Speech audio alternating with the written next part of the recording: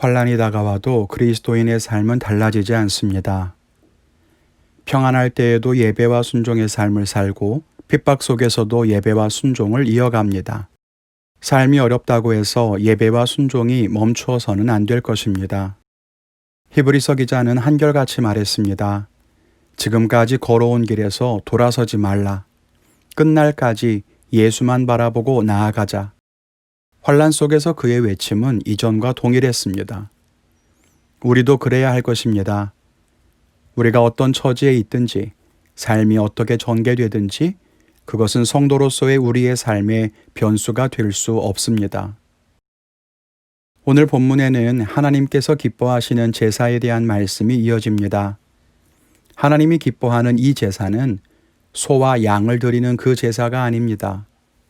지금 이 시대에도 하나님이 원하시는 진짜 예배는 성가대가 찬양을 하고 설교자가 설교를 하는 그런 형식적인 예배를 말하는 것이 아닙니다.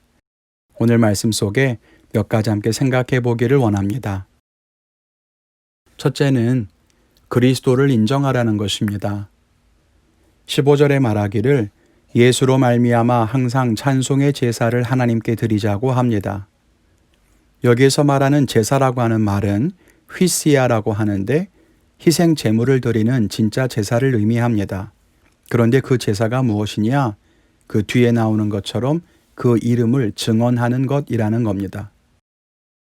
증언한다는 말은 호몰로게오라고 하는데 약속, 고백, 시인을 뜻하는 말로 그리스도를 그리스도라고 선언하는 그런 행위를 의미하는 것입니다.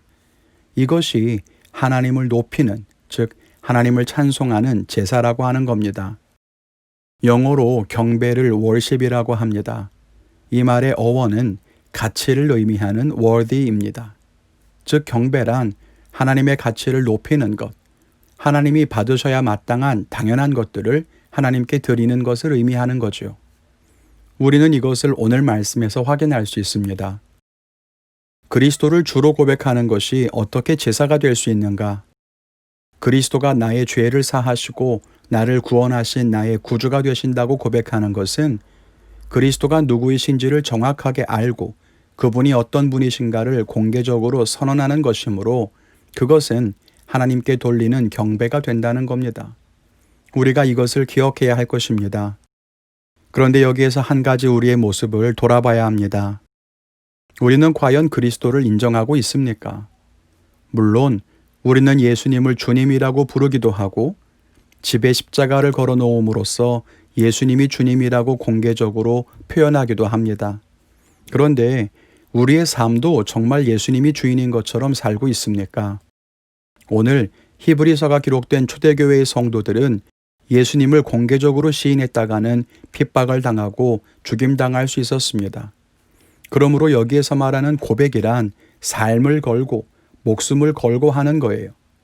그렇게 자기의 모든 것을 걸고 예수님의 이름을 인정하고 고백할 때 그것이 하나님 받으시는 제사가 된다는 겁니다. 우리도 그런 제사를 드릴 수 있어야 합니다. 말로만이 아니라 예배의 형식으로가 아니라 진정으로 하나님을 고백하는 참된 삶의 결단을 드림으로써 하나님께 제사하는 우리가 되기를 바랍니다. 둘째는 선을 행하라는 것입니다. 16절에 이어서 말하기를 선을 행함과 서로 나누어 주기를 잊지 말라. 하나님은 이 같은 제사를 기뻐하시느니라 하고 말합니다. 하나님이 기뻐하시는 제사는 선을 행하고 서로 나누어 주는 것입니다. 그것은 하나님께 드리는 건 아니죠. 오히려 우리가 살아가는 세상살이와 더 관련이 있어 보입니다. 그런데 하나님은 우리가 세상에서 어떻게 사는지가 하나님께 드리는 예배가 될 수 있다고 말합니다. 왜 그럴까요? 하나님 말씀을 세상에 드러내는 것이기 때문입니다. 하나님이 사랑이시라는 것을 세상이 어떻게 알 수 있겠습니까? 그리스도인들이 사랑을 실천하고 세상에 나눔으로써 그렇게 하나님의 사랑을 증거할 때 세상이 사랑을 알 수 있겠죠.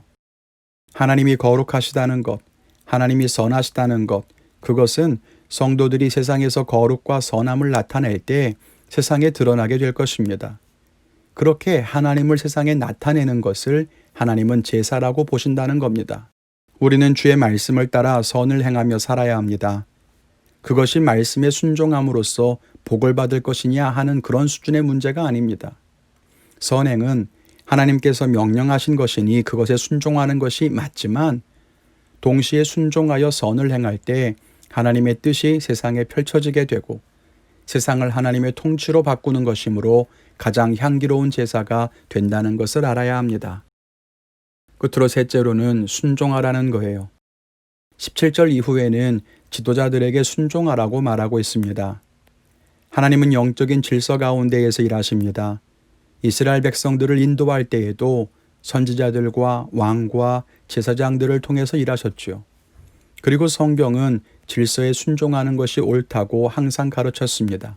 심지어 교회 안에서뿐만 아니라 세상의 조직에서도 지도자들에게 순종하라고 가르칩니다. 오늘 말씀에서도 너희를 인도하는 자들에게 순종하고 복종하라. 그리고 그들로 하여금 즐거움으로 너희를 돌보게 하라고 합니다. 또 지도자들이 탄식하며 일하지 않고 기쁜 마음으로 일하게 하라고 합니다. 여러분, 우리는 지도자들에게 순종해서 그들이 우리를 돌볼 때 기쁘고 즐거운 마음으로 일하게 해야 합니다. 목회자들이 성도로 인해서 근심하고 기도하고 수고해야 하는 것은 맞지만 성도들이 순종하지 않아서 목회자들의 마음이 괴롭다면 그것은 성도에게 도리어 유익이 될 수 없다고 말합니다. 어려울 때 우리를 옳은 곳으로 이끌어가는 지도자들에게 순종하고 우리가 서로 믿음의 길을 함께 걸어가게 될 때에 하나님이 기뻐하시는 제사를 드릴 수 있을 겁니다. 오늘도 각자의 삶 속에서 하나님 기뻐하시는 제사를 올려드리고 하나님께 영광 돌리는 여러분 되시기를 주님의 이름으로 축원을 드립니다.